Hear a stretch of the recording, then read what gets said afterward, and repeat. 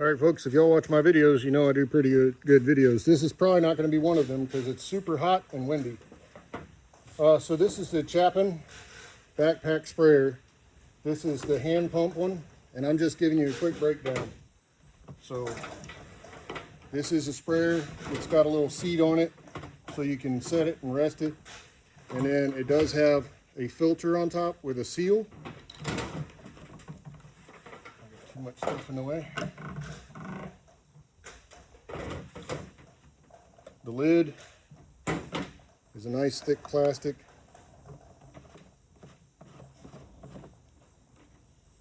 And you've got ample cord, especially when you consider this is going to be on your back. So you've got the trigger and then a lock, and then volume, and then this part, your wand. Just threads in there. It's got a seal in there.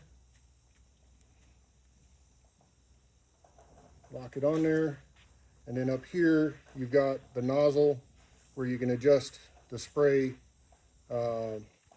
fan. On the side you have the pump arm. Just goes on here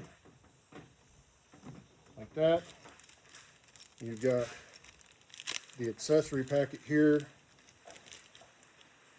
It has the pin.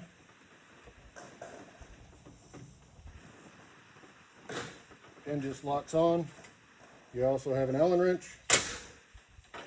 And then on this side, I don't know if you can see it on the video, you have all your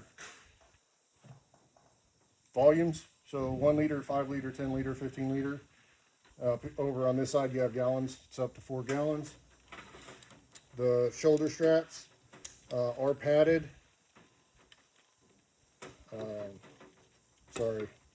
Adjustable. You have a chest strap. It's a pretty good rig, and then you also have a place to clip your sprayer arm here. This pump arm can go on this side as well. It's a pretty good system. It's no battery needed. You just pump it and use it. So if you're out in the boonies like I am, it's a pretty good way to go.